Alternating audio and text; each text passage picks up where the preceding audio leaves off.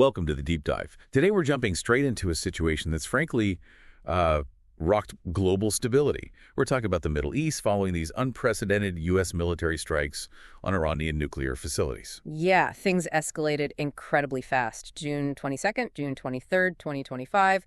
These dates are now, pretty significant. Security alerts went up worldwide almost immediately. Exactly. So our mission today is to unpack this. We need to look at the complexities, the risks, which are very real, and some maybe surprising diplomatic moves happening behind the scenes. Okay, let's unpack this. So Sunday, June 22nd, the U.S. hits 3 absolutely key Iranian nuclear sites: Fordow, Natanz, Isfahan. And not just any strike. We're talking the first ever use of those massive 30,000-pound bunker busters, on Fordow specifically. Right, the one buried deep underground, thought to be almost untouchable. That alone signals something different, doesn't it? Oh, absolutely. A major statement about capability and resolve. Plus, you had cruise missiles from submarines hitting Natanz and Isfahan. And the Pentagon's initial take: severe damage. That was the official assessment. President Trump laid out the objective pretty clearly. Take apart Iran's nuclear enrichment ability. He basically said, make peace or expect more strikes. But crucially, they also emphasized this wasn't about regime change. That's an important distinction they made early on. What's fascinating here is, well, these strikes really mark a defining moment for the Middle East. It feels like the region is teetering, Teetering between what exactly? 2 paths, really. One is maybe this forces Iran towards genuine talks, towards de-escalation. The other path is a much wider conflict, one with huge regional, even global consequences. The risk of it spiraling. Precisely. The risk of unintended consequences is incredibly high. We've seen this playbook before, haven't we? You mean like Libya? Exactly like Libya in 2011. President Obama's intervention started, remember, as just a no-fly zone. Right, and then it morphed into regime change, something he later called his worst mistake. Yeah, it shows how these things can escalate way beyond the initial plan. The dynamics are just so volatile, and the stakes here, immense. And Iran's reaction, it was immediate and, let's say, intense. Fiery is a good word. Officials straight up vowed retaliation. They threatened, and I'm quoting here, powerful operations with heavy, regretful, and unpredicted consequences. Heavy stuff. And the IRGC, the Revolutionary Guards. Reports said they declared every American in the Middle East a, quote, legitimate target. Tehran started calling Washington criminal America. Wow. And then there were those comments from Russia's Medvedev. Right, claiming other nations were ready to give Iran nuclear warheads. Now, whether that's bluster or not, it certainly adds fuel to the fire. It's a direct threat. So this raises an important question. What does this actually mean on the ground for U.S. people, U.S. interests globally? Well, the State Department didn't wait. They issued a worldwide security alert, basically telling U.S. citizens everywhere to have increased caution. Why specifically? Demonstrations, travel issues? Both, yes. But it also put a huge spotlight on the big U.S. military bases in the Middle East. Think Al Udeid and Qatar. They're all on high alert now. How many U.S. troops are we talking about in the region? Roughly 40,000 across the Middle East. And for those service members, diplomats, their families, the risk level just shot up. Higher than any point since that Hamas attack on Israel back in October 2023. It's genuinely precarious out there. Okay, so you mentioned Al Udeid and Qatar. Let's focus there for a moment. It seems like Qatar is right in the middle of all this, isn't it? Absolutely. The eye of the storm, you could say. So on Monday, June 23rd, the day after the main strikes, the U.S. Embassy in Doha tells Americans there to shelter in place. Out of an abundance of caution was the phrase used. The UK Foreign Office did the same thing very quickly. And then Qatar actually closed its airspace temporarily. Yeah, briefly. They said it was to ensure the safety of residents and visitors. Flights heading to Doha had to be diverted.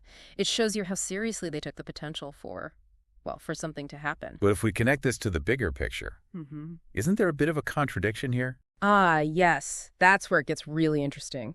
You've got Al Udeid, the biggest U.S. base in the whole region, right there in Qatar. We're talking 8, maybe 10,000 U.S. troops. Right. But at the same time, these shelter-in-place warnings are going out from the U.S. and U.K. Qatari officials, like their foreign ministry spokesperson, Dr. Majid al-Ansari, are publicly downplaying it, saying the advisories don't necessarily reflect specific or credible threats. They're trying to reassure everyone that Qatar is stable and secure. That's quite the balancing act. It really showcases Qatar's delicate position, doesn't it?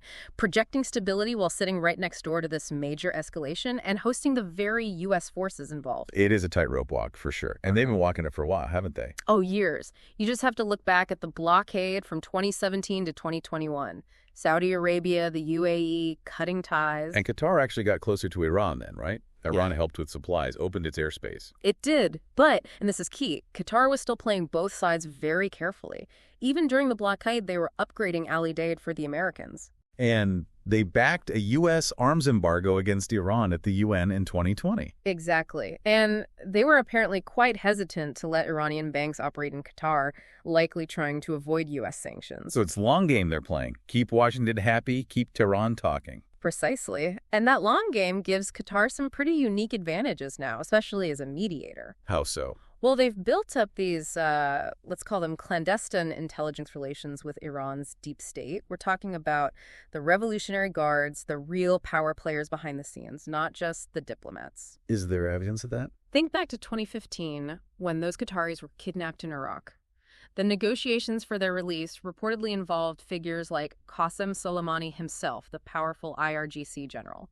That shows a level of access others just don't have. Access to the real decision makers. Exactly, and you can't discount their financial clout either. Qatar has ample financial capacity to, grease the wheels of diplomacy if needed. So when the strikes happened, Qatar immediately stepped up. They did.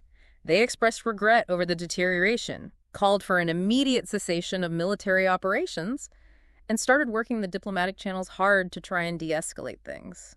They are a crucial bridge right now. Okay, here's where it gets really interesting, I think. Because this crisis, big as it is, isn't happening in isolation, is it? Not at all. It lands right in the middle of some major shifts that have been reshaping the region for years now. Like Saudi Arabia. They seem to be rethinking their foreign policy. Definitely. There's been a growing feeling in Riyadh, sort of doubts about how reliable U.S. security guarantees really are. Especially after those attacks on their oil facilities a while back, where the U.S. didn't directly intervene militarily. That was a big part of it, yes. That perceived lack of a strong U.S. response pushed them to recalibrate. And that led to, well, something pretty unexpected. Saudi Arabia and Iran actually talking again. A huge rapprochement, yeah. And significantly, China helped broker that deal. China, right. And Riyadh even told Tehran they wouldn't let their territory be used for attacks against Iran. That's a big change from their old stance. It's a massive shift away from what they called maximalist postures, basically demanding Iran totally capitulate. Now they're engaging. And Iran seems to be trying to capitalize on this opening. It looks like it. They've floated this idea of a Gulf-inclusive uranium enrichment consortium, basically inviting the Gulf states to become shareholders, funders. Trying to rebrand their nuclear program? Sort of, yeah. Position it as a regional civil initiative, gain some legitimacy, maybe break out of that isolation by bringing rivals into the project, oddly enough. It's a clever strategic move, potentially. Now, where does this leave Israel in all this shifting landscape?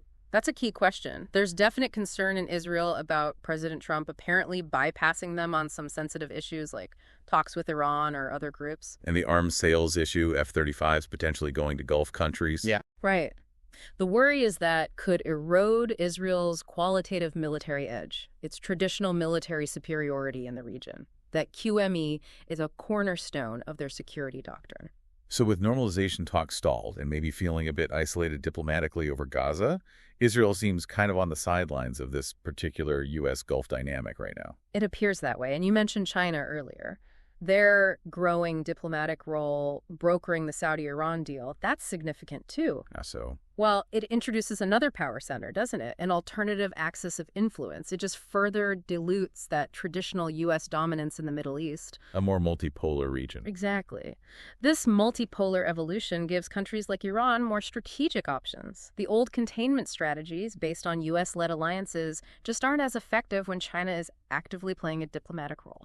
So Russia's support for Iran is mostly just talk? So far, mostly rhetorical, yes. China's engagement seems much more tangible, more diplomatically substantive. The whole chessboard has become way more complicated. So what does this all mean? Boiling it down, the region seems poised on a knife edge, right? Absolutely. Two stark paths. de-escalation, somehow finding an off-ramp, or a much wider, potentially devastating conflict. And for Iran's neighbors, the Gulf states especially. The stakes are just enormous, existential even. You've got the immediate threat to oil and gas infrastructure, which affects the whole world. You've got the potential nightmare of Iranian refugee flows if things really collapse internally, which could destabilize neighboring countries. And then there's the risk of radicalization spreading among Shia populations across the Gulf. It's a volatile mix. So this gives you a clearer picture of how rapidly the chessboard is changing. Old alliances are shaky, new players are stepping up. It creates this highly unpredictable environment for absolutely everyone involved. The ground is shifting under their feet. It really is an immensely complex picture, one of the most volatile moments in the Middle East we've seen in quite some time, wouldn't you say? Without a doubt. These U.S. strikes have just ratcheted up the stakes incredibly high. You have these immediate, very real threats alongside these deeper, long-term geopolitical shifts that are all accelerating now. Yeah. So the final thought maybe to leave people with is this. You look at Qatar, right? With this unique position hosting that huge U.S. base, but also having these secret channels to Iran's deep state, like we saw with those hostage talks back in 2015. Could Qatar be the unlikely key here? Could their ongoing diplomacy offer a distinct path to de-escalation, especially if the U.S. is looking for an off-ramp to avoid getting dragged deeper? It's a fascinating possibility, particularly when you consider that most analysts believe Iranian retaliation is, well, virtually assured in some form. Finding that off-ramp becomes critical. Something for all of us to watch very closely. Thanks for joining us on The Deep Dive.